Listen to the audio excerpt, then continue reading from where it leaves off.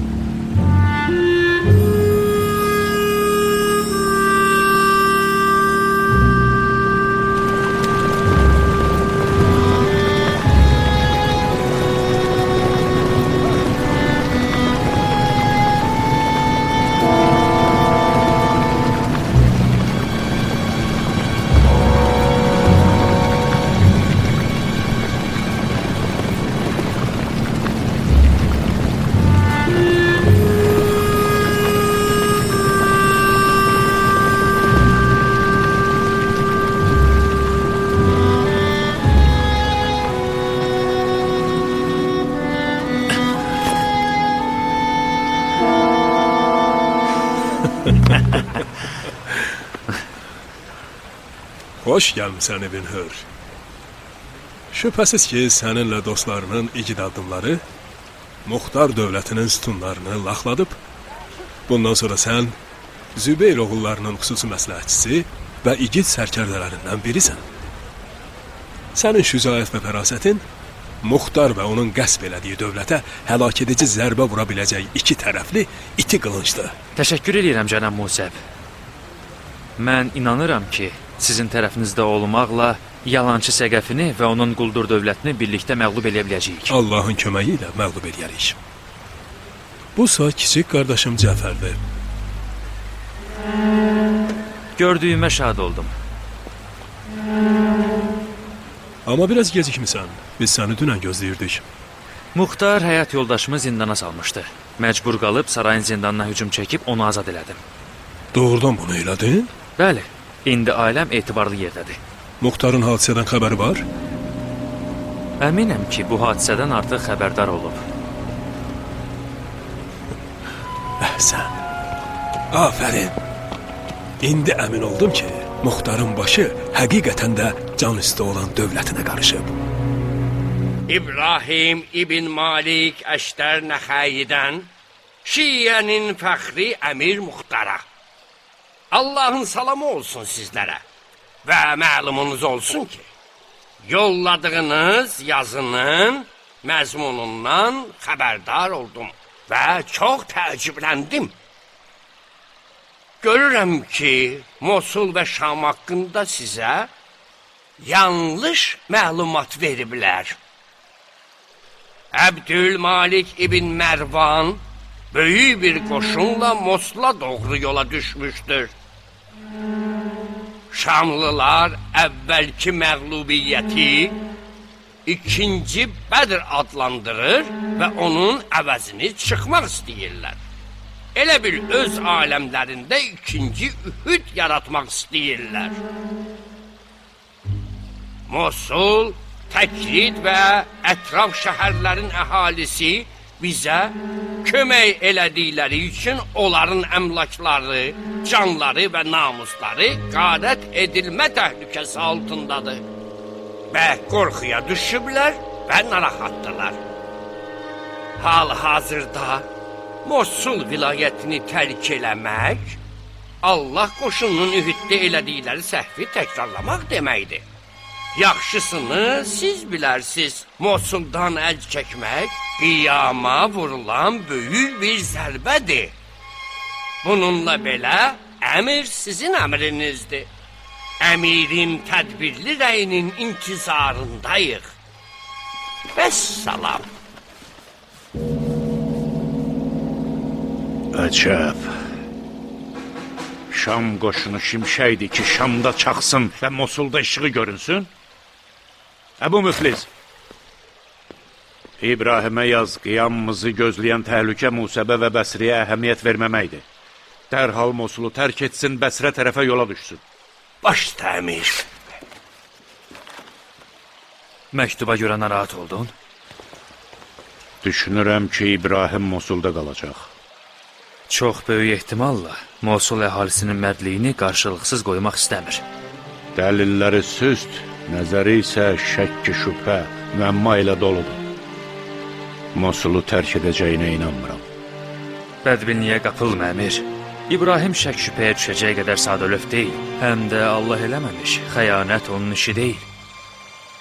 Qüdrət və hakimiyyət insanı yoldan çıxara bilir. Mən hökumət işlərində daima kiminsə xəyanət eləyəcəyini gözləyirmiş kimi hərəkət eləyirəm. Deməli, bu hesabla heç mənim kimlərə də etibar yoxdur, hə? İbn-i Kamil,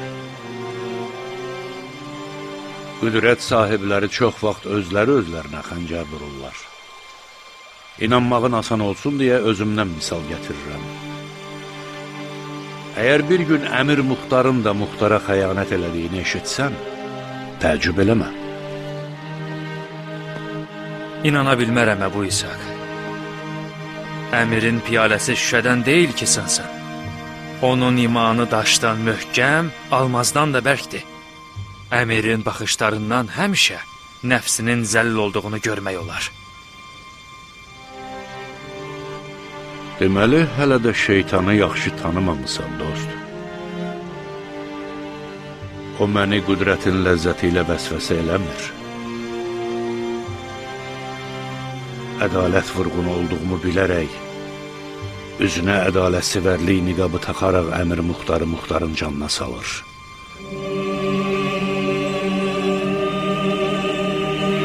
İbn Ziyadın kəsik başının yerinə əmir muxtarın başını mənə göstərir. Sənə nə olub, muxtar? Sözlərin həqiqətdir, yoxsa qarabasma? Allaha yaxın olan insanın xəyalı ilə həqiqət arasında sərhəd yoxdur. Kabuslara giriftar olduqda isə şeytana yaxın oluruq.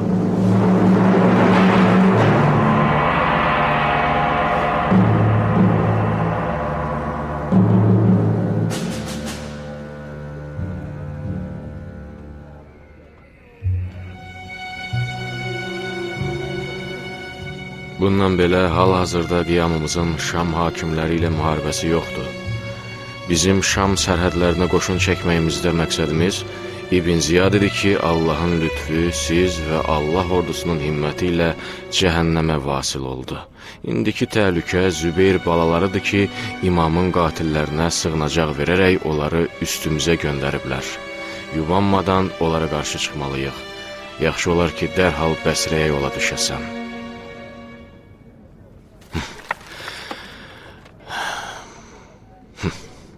Xam xəyaldadır. İbn-i Lüqeyd, Bəli, əmir. niyə bizim xəbərlər muxtara olduğu kimi çatmır? Mən dediyiniz bütün məsələləri olduğu kimi yazıb Küfəyə göndərmişdim. Al. Özün oxu. Muxtarın yazdığı məktubdur. Şamın darmadağın olmuş qoşunu, uzun müddətli mübarizə. Axı mən nə vaxt Şamlıların hücumundan söhbət açmışam? Çox keçməz ki, Əbdülmalik İbn Mərvan Mərcanı oğlunun qisasını almaq üçün bir-birinin arxasıca qoşun göndərər.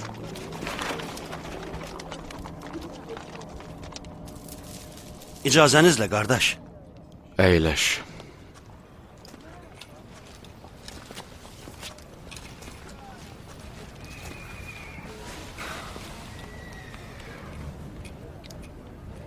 Orada nə yazılmışdı ki, belə özünüzdən çıxdınız? Yazır ki, Əbdülməlik İbn Mərvanla yox, Musəblə döyüşək. Yaxşı. Burada narahat olmalı nə var ki? Deməli, mən dəli olmuşam ki, vətənimi tərk eləyib evdən çox-çox uzaqlarda zireh və çəkməklə yatmışam. Bir ehtimalın xəyalı ilə. Əbdülməlik İbn Mərvan bir xəyaldır. Mənsə ondan deyib düzəltmişəm. Nə qədər ki, muxtarın beyyətindəsən, deməli ona itaət eləməyə borclusan. Niyə özünə əziyyət verirsən?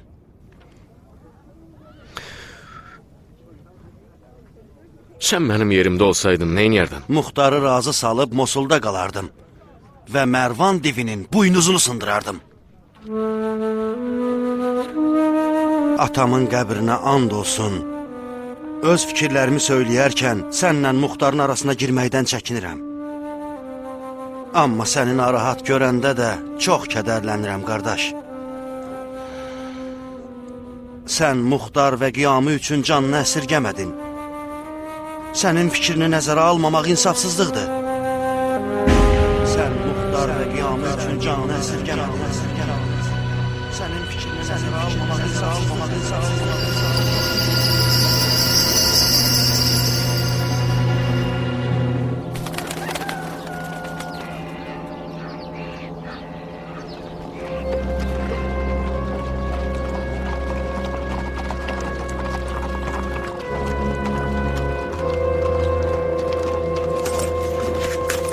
Və aleykümselam. Salam olsun ürəyi əli eşqi ilə döyünən hakimə. Allahın salamı olsun sənə. Üzün gülür Kiyan, nə xəbər var? Xoş xəbərlərim var.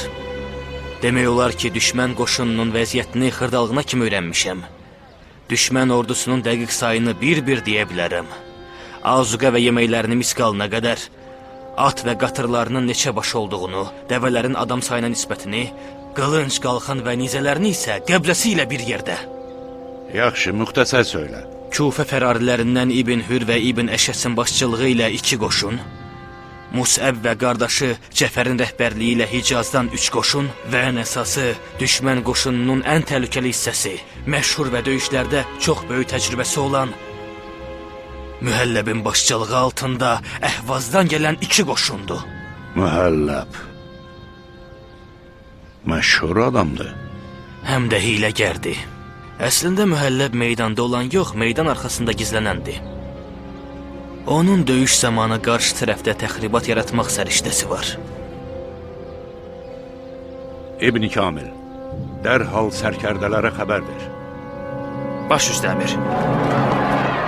Siz benden ne istiyorsunuz? Cana yıktınız beni. Bu siz, bu da sizin xaraba qalmış dükanınız. Buğdanı atamın qəbrindən çıxarım. Zirzəmidə gizlətmişəm ki, qızıl qiymətinə sataram desən daha yaxşı olar. Burnunuza döyüş iyi dəyən kimi bir gecənin içində cəmaatın ruhsini aradan çıxardınız ki, sonra qanımızı içəsiz. Xums və zəkatı kimə verirsinizsə, buğdanı da ondan alın. Mən soğanın başıyam. Axı məndən nə istəyirsən? Ay cəmaat, bunlar qan içəndilər. Belələrində vicdan olmaz. Niyə məsxərə eləyirsən? Aclıq müharibənin hədiyyəsidir. Bu yazıqların nə günahı var? Get Ruzini döyüşə susamış şəxslərdən tələb elə. Münafiq və münafiq pərəstlərə lənət olsun. Sən mənə münafiq deyirsən bu. Sən görünən adam səndir. Səni görüb lənətə gələsən. Mən satın biri, gəl bura. Deyəsən cəmaat bizdən əvvəl döyüş xəbərini eşidib. Bu küfəlilərin xasiyyətidir sayın. Hayküy düşən kimi bazarları boşaldırlar. Bu mühəlləbin hiləsi Rəhmər. O hücuma daxildən başlayıb. Təəssüf ki, mühəlləb ilk döyüş oxunu Kufəyə tərəf atdı. Bədbəxtçilikdən həmin ox Kufə cəmaatının qəlbinə sancılıb. Döyüşün yaratdığı taun və aclıq qorxusu Kufəlilərin çəyirtkə kimi bazara hücum etməsinə səbəb olub. Şübhəniz olmasın ki, sabahdan soğan, şalğam, çuğundur və boranı da zəruri ərzaq siyasına düşəcək və hər bir dənəsi od bahasına satılacaq. Tacirlər də Allahdan bəxti gətirmiş kimi, aylarla ambarlarda qalmış mallarını cəmaata sırıyırlar. Təəssüf ki, onlar düşmənin dəli olduğu bu işdən yaxşı qazanc götürürlər. Cəmaatın malını inhisara salıb, atalarının qanı qiymətinə satırlar. Mənim fikrimcə, Musa və tərəfdarları əleyhinə hər hansı bir addımdan öncə biz Kufə bazarını səhmana salmalıyıq. Nə eləməyimizi istəyirsən? Həris cəmaata və tamahkar tacirə qarşı nə eləmək olar? Bir dəstəyə qulaq vurması versək, qalanları isə özləri düzələcək. Döyüşə az qalmış bir vaxtda aclıq qorxusu bizim başımızı Kufədə qarışdırmaq üçün bir tələdir. Bizim həris inhisarçılar və qorxaq cəmaatımızla mübarizə aparmağımız düşmənin özünü şəhər darvazalarına gətirib onunla Kufə daxilində döyüşməyimizlə nəticələnəcək. Mənim məqsədim o deyil ki, düşmənin şəhər darvazasına qədər gəlib çıxmasına icazə verək. Ərzağın inhisara alınması və insanların aclıq qorxusu döyüşün başlanğıcı deməkdir. Əgər bu maniyəni aşmasaq, döyüşdə qələbəmizə inanmaq sadəlöflük olar. Belə bir vəziyyətdə qoşun üçün azuqə və yem hazırlamaq da çox çətindir. Bu müşkülün həll edilməsinə şübhəm yoxdur. Şəhər gözətçilərinin vəzifəsi bu özbaşınalığı yatırmaqdır. Gözətçilər bunu tək başına bacarmazlar. Meydana xüsusi bir hücum dəstəsi göndərmək lazımdır. Cənab İbn Kamil haqlıdır İsmail. Küfəllər bugün belə acgözlük eləyirsə, sabah bir-birlərinin ətinə təmas salacaqlar. Hilə həddindən artıq dərin düşünülüb. Zənnimcə düşmən bizlə üzbəüz gəlməkdən qorxaraq, bu cür küfə daxili ixtişaşlara ümid bağlayıb. İbn Hürrün son davranışları onu göstərir ki, Musəb və Mühəlləb bizi elə küfənin daxilində iflic eləmək istəyir. Ehtimal deyil sahib, dediklərin yəqindir. Zübeyir oğulları Allah ordusu ilə qarşı-qarşıya durub döyüşməkdən bərk qorxurlar. Görünən odur ki, onlar bizim döyüş üslubumuzu bilirlər. Bizim bir nəfərin onların onunla bərabər olduğunu da bilirlər. Gün kimi aydındır ki, onlar bizim Şam çəyirtkələrinə, Cədəlinin isə Məkkədə silahsız halda onların döyüşçülərinə qalib gəlməyinə görə Zübeyir övladları bizlə döyüşməkdən qorxurlar. Elə ona görə də bizə qarşı hilə işlədirlər. Bugün aclıq qorxusunu Osmanın qanlı köynəyinə döndəriblərsə, sabah ərəb və qeyri-ərəb arasında dava salacaqlar. Hələ bu harasıdır, sonra da İbrahimlə Muxtarın arasında nifaq salmağa çalışacaqlar. Bu nifaq salanları məhv eləməyincə təhlükə heç vaxt sovuşmayacaq.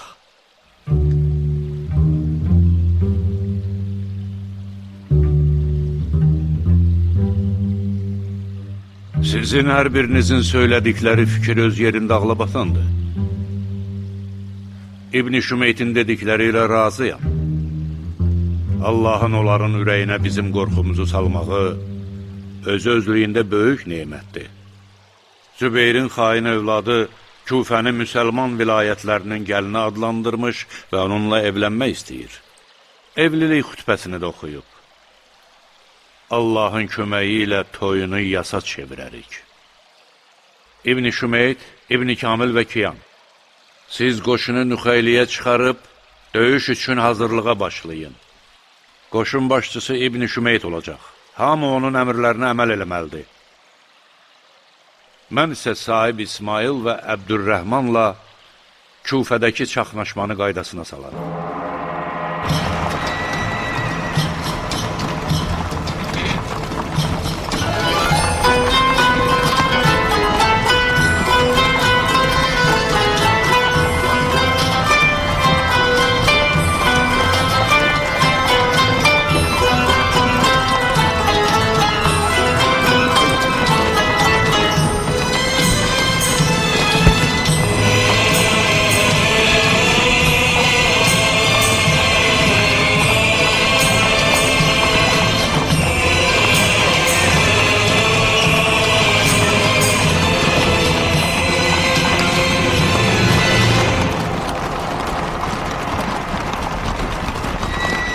Əcəm cəngavərləri yola düşür.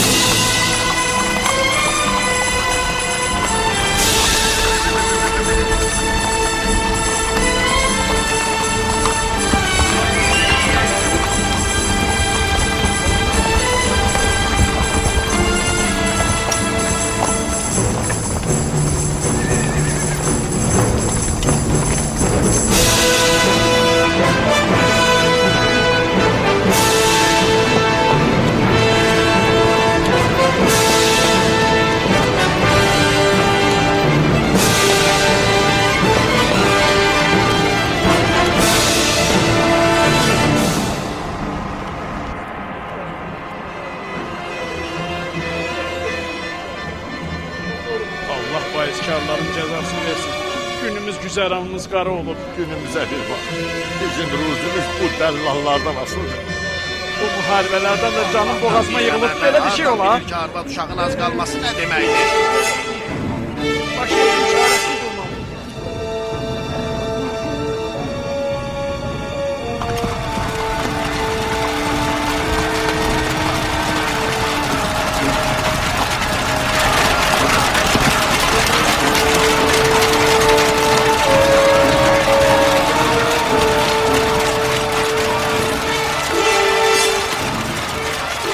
Nə olub, Said?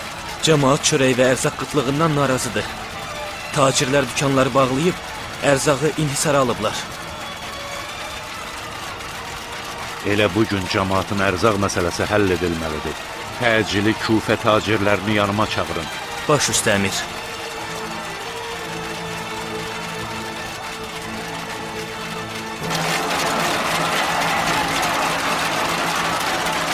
Bura toplaşanlar Küfənin adlı sanlı tacirləridir. Onlar ərzaq bazarının ümumi nəbzinə nəzarət eləyirlər.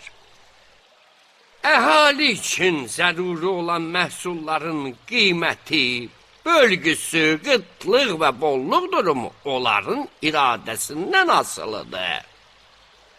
Ərzaqın təhlükə qorxusu ilə dolu olan günlərdə süni şəkildə yoxa çıxarılması və bahalaşdırılması insafdan kənar və zalimanə bir işdir. Qanun və ədalət bu cənablardan məntiqi cavab gözləyir. Vay olsun çəkidə aldadanlara. Mübarək ayəni oxumaqla bizə işarə eləyirsən? Bəli, sizə. Quranın açıq-aşkar ayəsini unutdunuz. Allahın çəkidə aldadanlara vəd verdiyi aşikar əzabdan qorxmadınız. Sizdən sual eləyirəm. Hüseyin və əhl-i beytinin üzərinə suyu bağlayanlarla, çörəyi Hüseyin yolunu mücahidlərindən əsirgiyənlər arasında nə fərq var? Allahın lənəti olsun baha satanlara. Biz əmirin əmrinə görə gəlmişik ki, son bahalaşma və ərzaq qıtlığı barəsində fikirləşib bir çarə tapaq. Sizin dediyinizdən belə anlaşılır ki, günahkar bizik.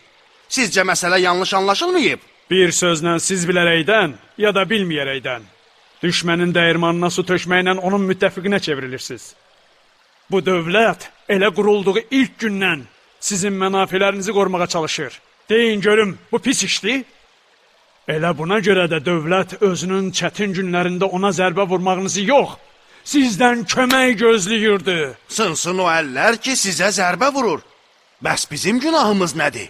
Cəmaatın çörək və yavanlıq ehtiyacı naminə yaratdığınız son hayküyün və dükanları bağlamağın mənası nədir? Bizim təqsirimiz nədir, cənab-ı beydə? Hərb dövrünün qıtlıq qorxusu və cəmaatın tamahkarlığı ərzaq çatışmazlığı yaradır. O vaxt ki, cəmaat öz gündəlik, aylıq və hətta illik tələbatından daha artıq ərzaq alır, ambarlar boşalmış, dükanlar isə bağlı olur. Mal olmayanda tacir daha az söyüş eşitsin deyə dükanı bağlayır. Niyə mal yoxdur? Taxılı çəyirtkə yiyib? Çəyirtkədən də pisdir beydə. Cəmaat əjdaha kimi ağzını açıb, hər şeyi udur. Mənim öz ambarım mərci və maş lobyası ilə dolu idi. Bir il idi ki, əlimdə qalmışdı. Az qala bit salacaqdı. Sizi inandırım ki, son 3 gün ərzində dükanım ovucumun içi kimi tərtəmiz oldu. Kufə bazarı Ərəb İraqının ticarət mərkəzi olub və qalmaqdadır. Ərzaq ehtiyatı ən azından 3-4 illik quralğa cavab verər. Bizə çatan etibarlı məlumata görə, indiyədək satılanlar yalnız bir ovuc keyfiyyətsiz və yararsız məhsullar olub. Gün kimi aydındır ki, son bazar qıtlığı dövləti sarsıtmaq üçün düşmənin qurduğu fitnədir. Hörmətli məclis üzvləri, mənim əlimdə sənəd var ki, bu cənabların bəziləri çox qəribə və şübhəli tacirlərlə alver eləyiblər.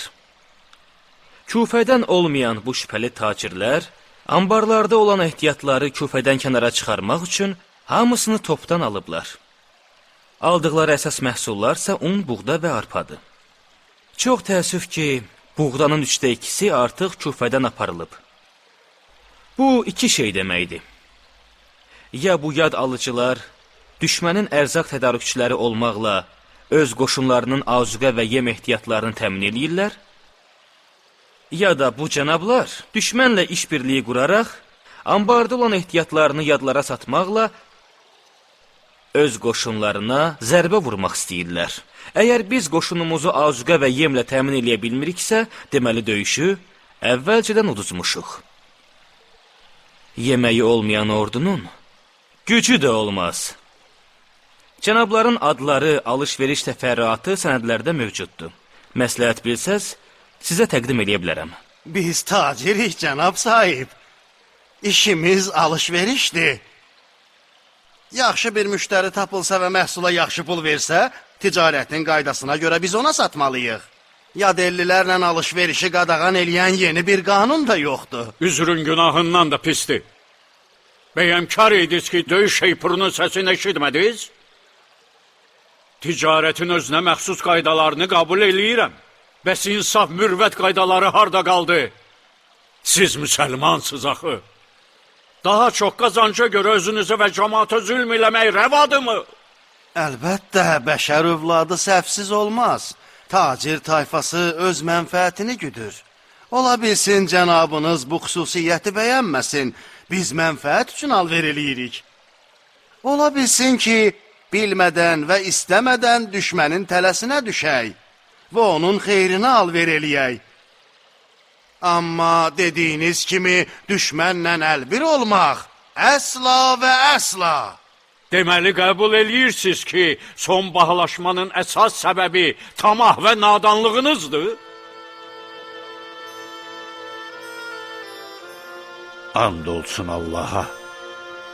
Əgər xətanızın səhv üzündən olduğunu və mənfəət naminə cəmaata zülm eləməyinizi etiraf eləməsəydiniz, barənizdə Şimr, Xuli və Hərmələ haqqında çıxardığım hökmü çıxarardım. Sahib, cənabların ambarlarında olanlar qeydə alınsın. Bundan sonra cəmaat üçün zəruri olan məhsulu ambara yığmaq cinayətdir və Küfədən kənara heç bir yük aparıla bilməz. Ambarda olanların bir hissəsini isə bazara çıxarın və uyğun qiymətlərə endirin.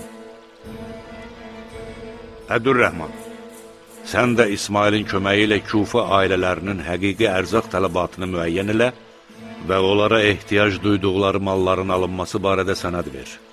Ehtiyacdan artıq almaq cinayət hesab edilsin. Əmri pozanlar ciddi cəzalandırılacaqlar. Yaxşı. Bəsdir, biraz səbirli olun. Səs-küy salma, indi hər şeyi yoluna qoyacaq.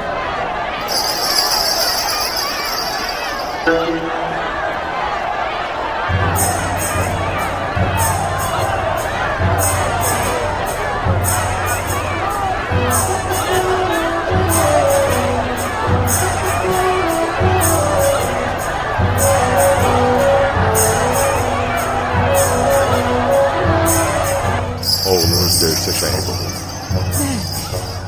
Allah'ına rəhmət eləsin. Ailədən neçə nəfərsiniz? Buyur, bu da sənin. Çox sağ ol, qardaş. Allahım, kimin növbəsidir?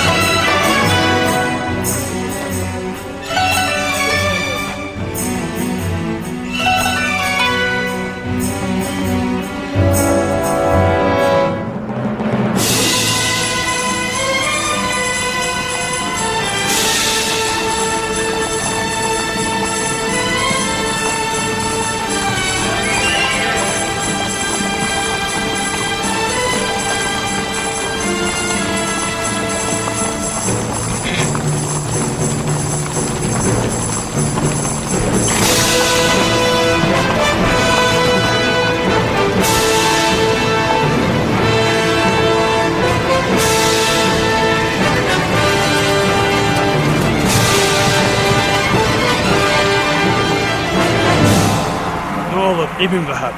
Bəsrə yaxınlığından hərəkətə gəlib, Hərurada düşərgə salıblar. Kiyanın dediyi kimi, düşmən qoşununun sayı bizdən qat-qat çoxdur. Mənim qoşunun sayından qorxum yoxdur. İbn Vəhəb, onların hiləsinə qarşı hazır olmalıyıq. Həruraya nə qədər yol qalıb? Təqribən 2 düşərgəlik yol. Düşmənə bir düşərgəlik yol qalana qədər irəliləyirik.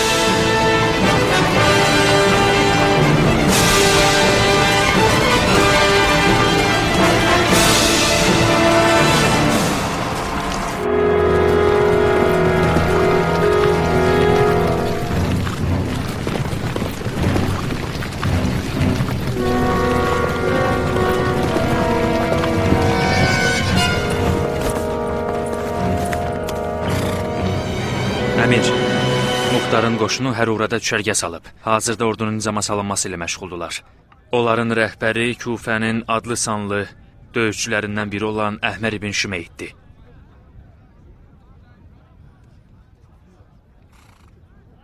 Əhmər Şamlılarla olan bütün döyüşlərdə İbrahim ibn Malik Əşdərin yanında olmuş, qoşunu düzmək, hərbi hilə qurmaq və digər meydan məsələlərində puxtələşmişdi. İbn Şümeyd. Tanış addı. Saylarını nə qədər təxmin edirsən İbn Hür? Mənim təxminimə görə təqribən 20.000 nəfər olar. 20.000? Düz eşitdim? Bəli, əmir. Ondan çox olar ki, az deyil. Deməli bizim cəsuslar bu vaxta qədər bizə yalan məlumat veriblər, hə? Niyə gözlərinizi yerə dikirsiniz? Bəyəm pis söz danışdım? Cənab İbn Həccac və Cənab İbn Əşəs, sizlər ki Muxtarın zülmündən qaçmısınız və Kufəni öz eviniz hesab edirsiniz. İddia edirsiniz ki Kufə və Kufəlini əlinizin içi kimi tanıyırsınız. Bəs necə olur ki bu qədər səhvə yol verirsiniz? Sizin iddianıza görə Muxtar ətrafındakilərin hamısını toplasa belə ən çoxu 10.000 döyüşçü çıxarıb bizimlə döyüşə göndərə bilər. Ya siz Kufəliləri yaxşı tanımırsınız, ya da cəsuslarınız sizə xəyanət edib. Başqa sözünüz varsa buyura bilərsiniz.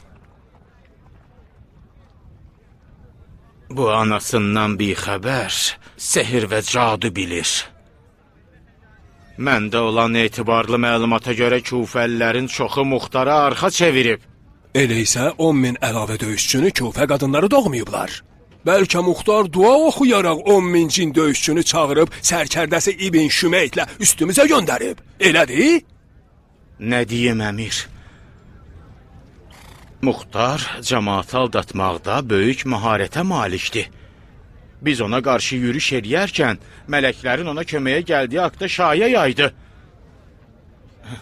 Avam cəmaat da buna inandı.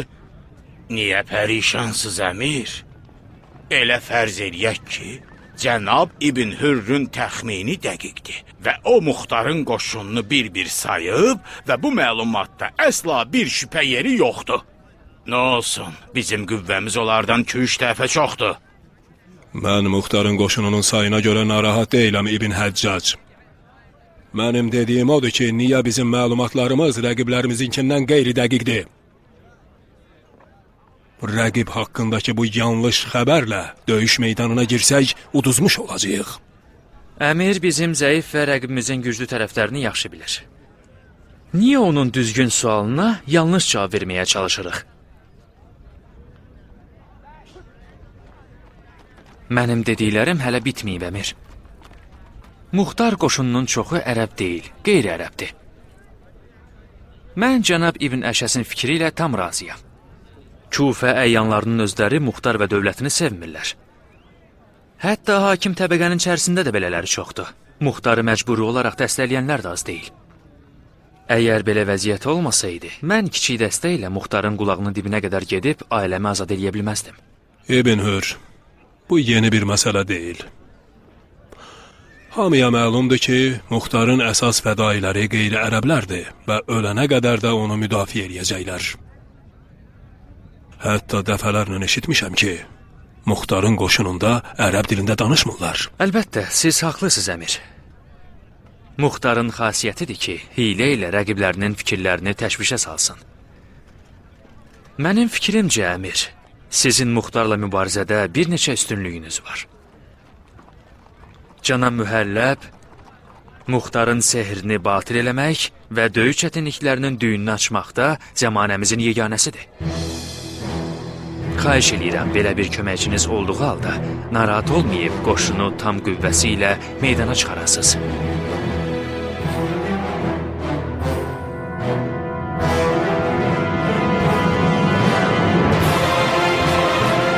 Əgər Muxtar qoşununun əsas hissəsi əcəmdirsə, o zaman İbn Şümeyd ağıllı olsa, qoşunun tərkibinə görə bərabər olmayan döyüşə girişəcək. Yaxşı. Əhvalınız yaxşı olsun, əmir. Muxtarın qüvvəsi bizdən 3 dəfə azdır. İranlılar belə bir vəziyyətdə başlarını bağa kimi qınına soxurlar. Onlar hücumu deyil, müdafiəni seçirlər. Qayda üzrə bütün ordunun ətrafında böyük müdafiə xəndəkləri qazırlar. Xəndək qazmaq qüvvənin yarıdan çoxunu tükəndirəcək. Elə fərz eləyin ki, siz 10.000 nəfərlə döyüşəcəksiniz.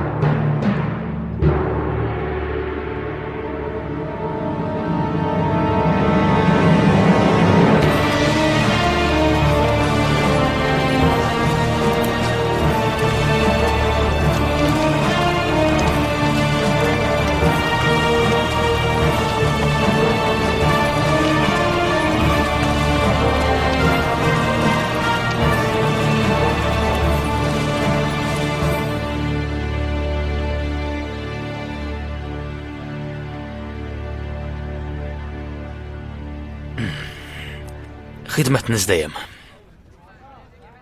Düşmən qoşununun sayca çox olması və öz qoşunumuzun onlardan az olmasını nəzərə alaraq, yaxşı olar ki, düşərgənin ətrafına Əhzab döyüşündə olduğu kimi dərin xəndək qazaq. Bununla da təhlükəsizliyimizə tam əmin olaq. Bu pis fikir deyil. Sənin fikrin nədir, Əbu Mirə? Nə qədər olmasa da, döyüşdə xəndəklərdən istifadə eləmək bizə əcəmlərdən qalıb.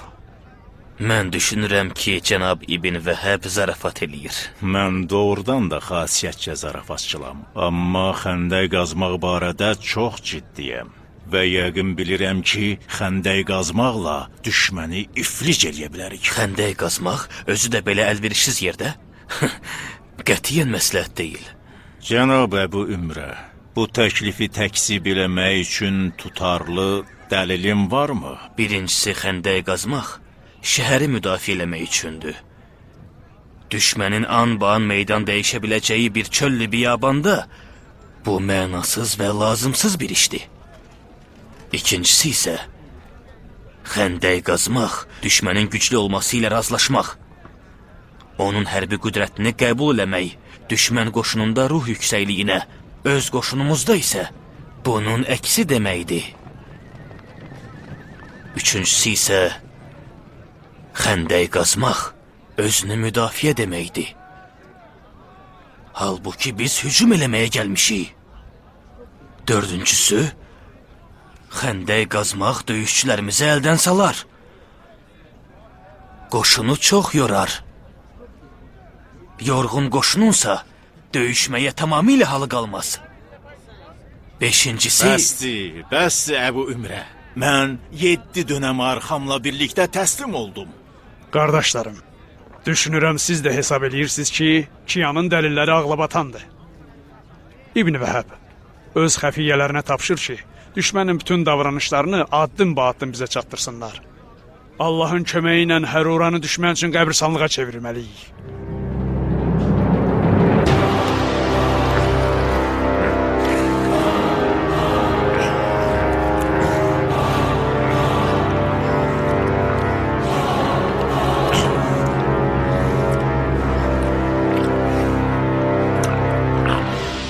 Sən həmişə belə yemək yirsən?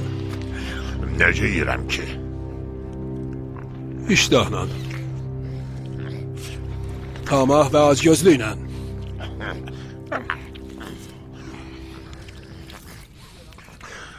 Döyüş əhli üçün yemək, ac şir üçün şikar parçalamağa bənziyir. Ona hücum eləmək lazımdır.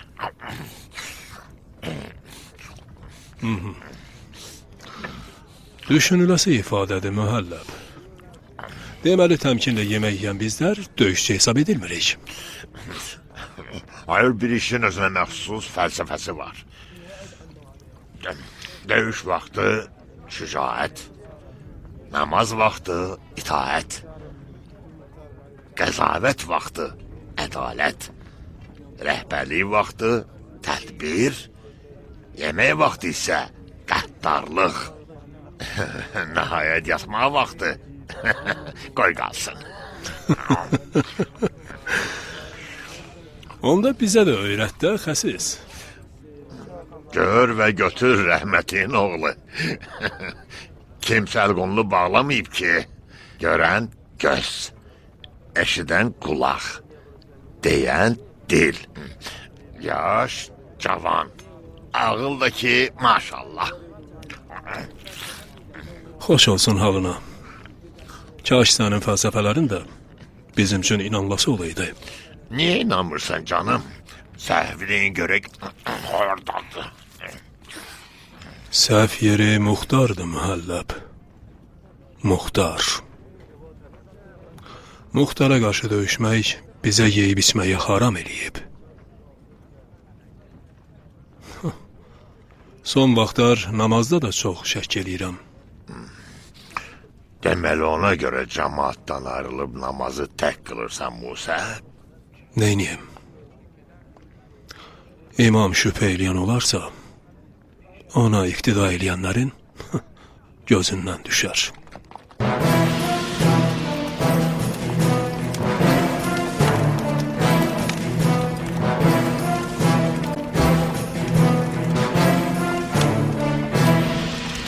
Nə xəbər var, ey Zübeyir övladının qartalı? Əminamanlıqdır, cənab. Muxtar ordusunun bel və külüngündən nə xəbər? Bel və künükdən xəbər yoxdur. Hamı qılınc və nizə itiləməklə məşğuldur. Bundan əminsən?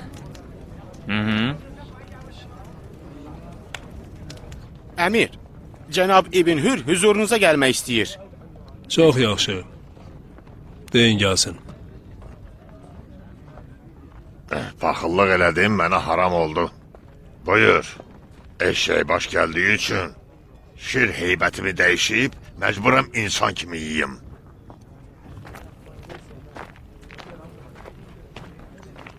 İcazənizlə, ya əmir. Yaxşı bəxtin var. Gəl otur. İcazənizlə. Ayağında da ruzu bərəkət var. Bismillah eləyib, yemək ye. Nuş eləyin, mən yemişəm. Vaxtında gəlmədiyim üçün sizdən üzr istəyirəm. Düşündüm ki, bu xəbəri dərhal sizə çatdırmaq lazımdır, əmir. İbn Şümeytin qoşunu mühəlləbin təxmin elədiyi kimi hərəkət eləmədi. Yəni, nə cür eləmədi? Düşərgə ətrafında xəndək qazmadı və qazmayacaq da.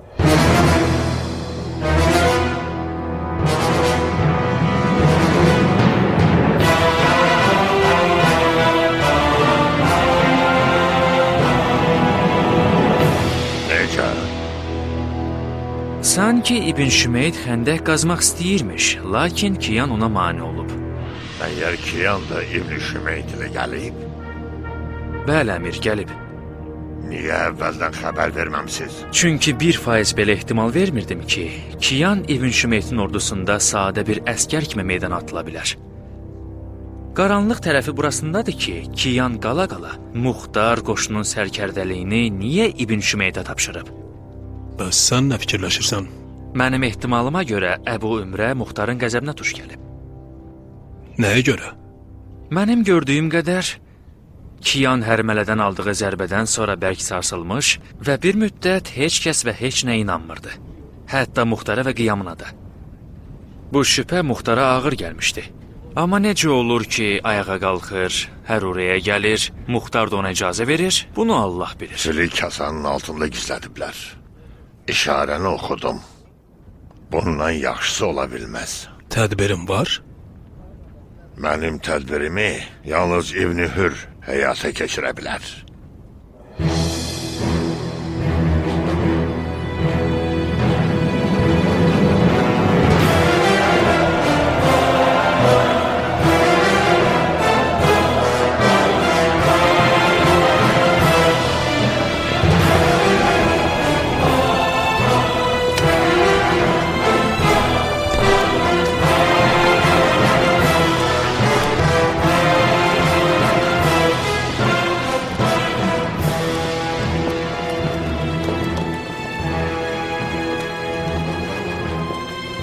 Çaxnaşma salmayın, axmaqlar! Allah ordusunda ərəblə əcəm bir bədənin iki qoludur. Çaxnaşma salmayın. Bir-birinizi qırmayın. Məni vurun, məni daşa basın, amma bir-birinizlə vuruşmayın.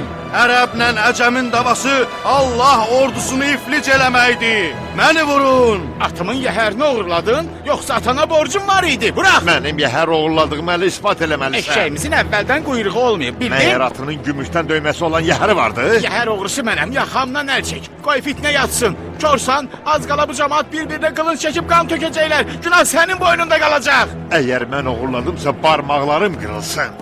Sən yalan deyirsənsə, ola bilsin düşmən muzdurursan, bu fitnənin qarşısını almaq lazımdır. Əcəb qələt elədim də. Nə vurmaq, nə yaralamaq. Kişi dilim çaşdı, səhv elədim. Bırax gedim. Bədbəxt bir insanam, bırax. Bəsdir, yalvarma. Böhtan atmısan, kişi kimdə sözün üstündə dur.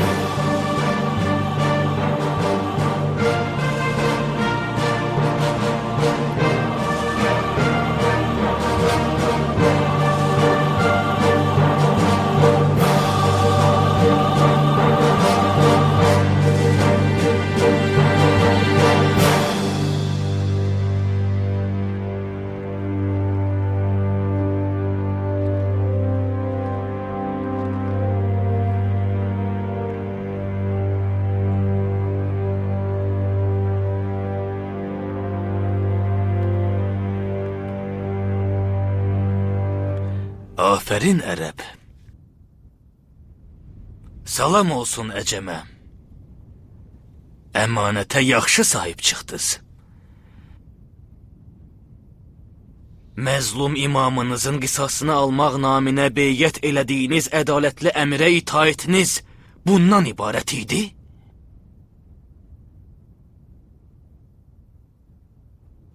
Müsəlman bir nəfərin günahını nəslinin adına yazır, özündən çıxır və söyüş söyməklə boğazını yırtır?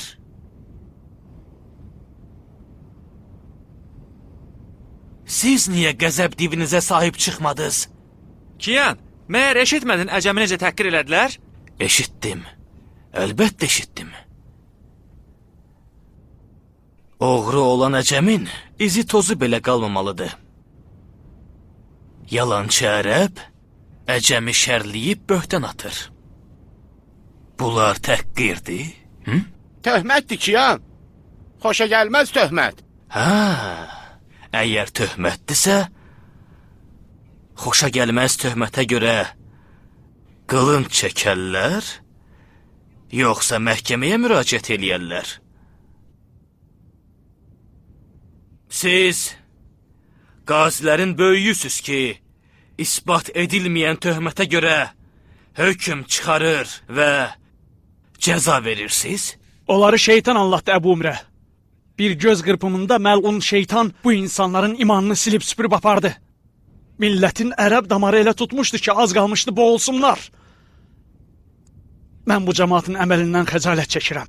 Düşmənin xəcalətli olsun, Sərdar. Ərəbin cahil xüsusiyyətinə və zərərli adətinə qarşı çıxan xəcalətli yox, başı ucu olmalıdır. Heyrətdəyəm ki, təəssübkeş ərəb və əcəm Allahın ordusunda neyniyir? Millətpərəst! Şeytanın əskəridir! Dadıma yetiş pəhləvan ki, ya. O qədər məni sıxır ki, az qala sümüklərim sınacaq. Bırax onu gavə. Qaçaraq ikiyan. Bundan sonra hara qaçacaq? Qaçmaqdan keçib, bırax.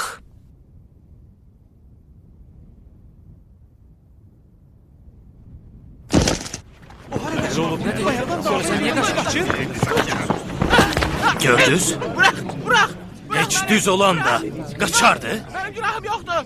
Artıq onun düşmən casusu olmağına şübhəm yoxdur. Bırax məni. Bunu hər şeyə görə özündən çıxan insanlara sübut eləmək lazımdır. Yox! Mən günahsızam. Bıraxın gedim. Bıraxın məni. Bıraxın. Günahım yoxdur.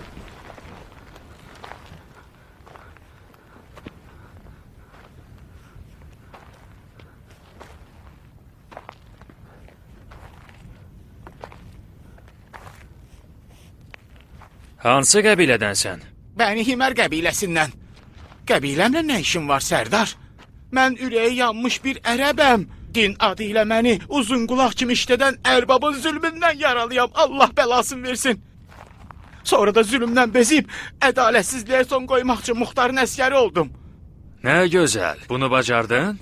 Yaxşı iş görmədiyimi bilirəm. Əsəbləşdim.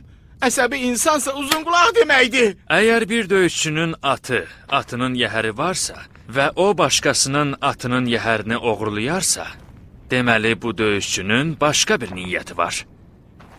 Başqa niyyət olan döyüşçü başqa bir dəstəyə xidmət eləməlidir. Sən hansı dəstəyə xidmət eləyirsən? Dəstə? Hansı dəstə? Riya olmasın deyə atsız sansız döyüşmək istəyirdim. Sən Uzunqulaq qəbiləsindənsən. Heç olmasa hörmət eləyib, bizi də özün kimi Uzunqulaq hesab eləməzdin. Bizim ordu sənin kimlərdən ibarət deyil ki, hər kəs istəsə gəlsin və hər qələt eləmək istəyirsə eləsin. Bizim düşərgədə atsız sansız insanlar ən məşhur əskərlərdir.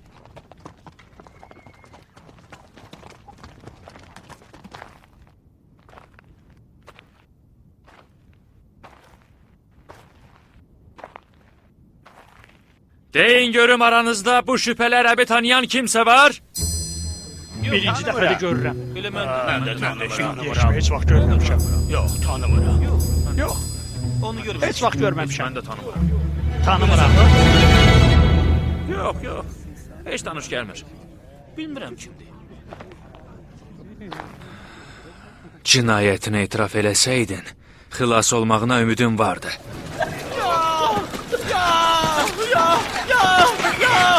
Gəl!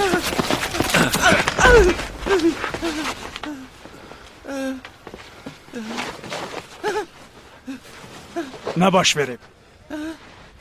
Nədir, lal olmusan? Hansı fitnəkarlıq eləmək istəyirdin? Söylə! Baş üstə, etiraf edirəm, xahiş edirəm, məni vurmayın, üstümə qışqırmayın, məni çox incitməsəz, yavaş-yavaş danışaram əmir. Yaxşı, qoy olsun. Heç kim burada səsini çıxarmasın. De görüm, nə eləmək istəyirdin və niyə?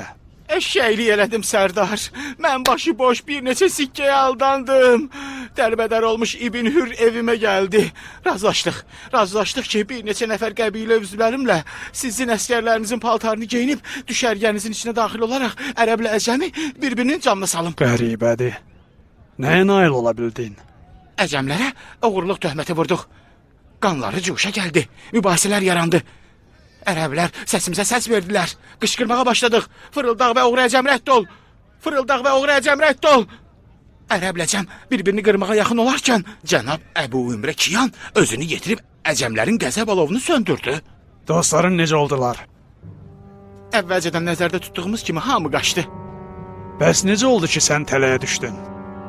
Nə qədər daş varsa, axsağın qıçına dəyər, Sərdar.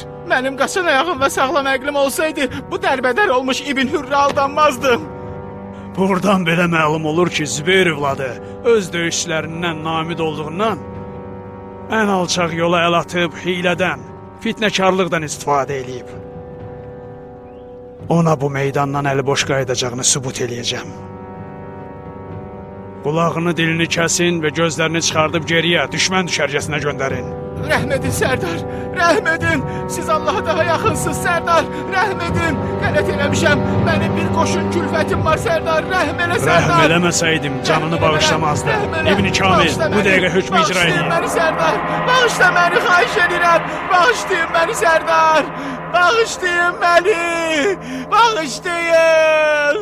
Qələt eləmişəm. Qələt eləmişəm. Məmnunam, Əbu Ümrə. Həmişəki kimi sənin fərasət və bacarığın düşmən fitnəsinin qabağını aldı.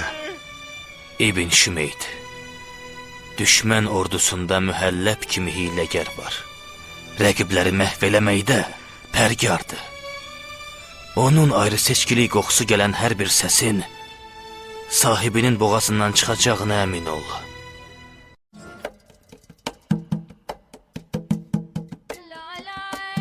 Film 2011-ci ildə Salam studiyasında dubləj olunub. Dubləjin rejissoru Emin Abbasov, rejissor assistenti Vüsal Məmmədov, səs rejissoru Hüseyn Həsənov, tərcümə edən Şahin Yahyayev, Redaktor Teymur Quliyev, montaj Ceyhun İbrahimoğlu, inzibatçı Vaqif Aslanov, dublyajın direktoru Emin Abbasov. Texniki dəstək Butafilm kino şirkəti. Filmi dublyaj etdilər. Rasim Balayev, İlham Əskərov, Eldəniz Rəsulov, Pərviz Bağırov, Hacı İsmailov, Kazım Abdullayev, Abbas Qəhrəman, Nicat Kazımov, Məmməd Səfa, Vahid Əliyev, Nəcibə Hüseynova, Gülnarə Zülalova, Ofeliya Novruz qızı, Hüsniyə Mürvətova, Şəhla Əli qızı, Pərviz Məmməd Rızayev, Rövşən Məmmədli, Qədir Mirzə, Səməd Hətəmov, Mahir Mirişov, Cəlal Məmmədov, Vüsal Xalıqoğlu.